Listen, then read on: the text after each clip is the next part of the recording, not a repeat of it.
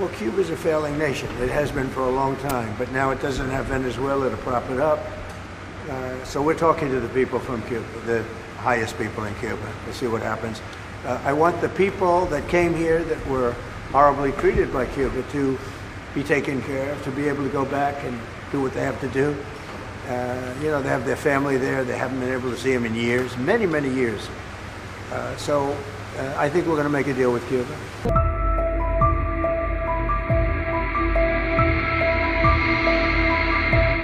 32 Cubans are dead following a U.S. military attack on Venezuela.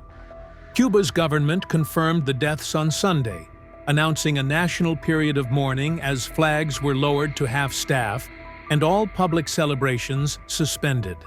Havana says the victims were deployed to Venezuela at the request of its government, carrying out missions for Cuba's Revolutionary Armed Forces and Ministry of the Interior. According to Cuban President Miguel Diaz-Canel, the officers were killed while resisting the U.S. assault, some in direct combat, others during heavy bombings. He described their actions as heroic, calling them a symbol of Cuba's unity and its long-standing commitment to international solidarity. The White House has not acknowledged the Cuban casualties. What followed the attack stunned the world. In an extraordinary pre-dawn raid, U.S. forces seized Venezuelan President Nicolas Maduro and his wife, Celia Flores, from Caracas, and flew them to New York, where Maduro has been indicted on drug charges. U.S. officials have offered conflicting justifications: self-defense, counter-narcotics, and, according to President Donald Trump himself, Venezuela's vast oil reserves. Are you going to demand free and fair elections in the short term in Venezuela? Well, it depends, you know, what you're talking. We have to do one thing in Venezuela, bring it back. It's a dead country right now. It's a country that, frankly, we would have been, if I had lost the election, we would have been a dead country. We would have been Venezuela on steroids. Venezuela right now is a dead country. We have to bring it back, and we're going to have big investments by the oil companies to bring back the infrastructure. And the oil companies are ready to go. They're going to go in, they're going to rebuild the infrastructure. You know, we built it to start off with many years ago. They took it away. You can't do that. And you can't do that with me. They did it with other presidents. How soon do you think an election can take place in Venezuela?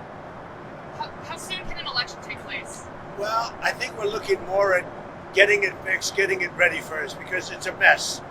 The country is a mess. It's been horribly run. The oil is just flowing at a very low level. Much lower than, even if it was badly run, it should have more income, more oil than what they're doing. So we're going to have the big oil companies go in, and they're going to fix the infrastructure, and they're going to invest money. We're not going to invest anything. We're going to just take care of the country. We're going to cherish the country. We're going to take care, more importantly, of the people, including Venezuelans that are living in our country that were forced to leave their country. And they're going to be taken very good care of. In New York, Maduro was paraded through the streets in an open vehicle, a moment critics described as unprecedented and humiliating. Trump later claimed the United States is now running Venezuela, a statement directly contradicted by acting Venezuelan leader Delcy Rodriguez. Secretary of State Marco Rubio has openly identified Cuba as a future target, delivering some of his harshest rhetoric yet against Havana's leadership, a country deeply tied to his own family history. Cuba's an interesting case. Cuba is, you know, not doing very well right now. That system has not been a very good one for Cuba. The people there have suffered for many, many years. And I think Cuba is going to be something we'll end up talking about, because Cuba is a failing nation right now, very badly failing nation. And we want to help the people. It's very similar in the sense that we want to help the people in Cuba, but we want to also help the people that were forced out of Cuba and living in this country. Do you want to say something about that, Marco, please? Well, I mean, I just gave you a statement a few minutes ago about, you know, when the president speaks, you should take him seriously. So suffice it to say, you know, Cuba is a disaster. It's run by incompetent, senile men, and in some cases, not senile, but incompetent nonetheless. It has no economy. It's in total collapse. And by the way, you know, they were, you know, all of the guards that helped protect Maduro, this is well known, their whole spy agency, all that were full of Cubans. I mean, they basically, it's amazing. This poor island took over Venezuela in some cases. One of the biggest problems the Venezuelans have is they have to declare independence from Cuba, that tried to basically colonize it from a security standpoint. So, yeah, look, if I lived in Havana and I was in the government, I'd be concerned, at least a little bit. Cutting off the oil flow to Cuba from Venezuela? Well, the president already announced a week ago that anything that's sanctioned, it's sanctioned oil, it's not going to be allowed to get there. So that's a pre-existing. The answer is yes. Yes.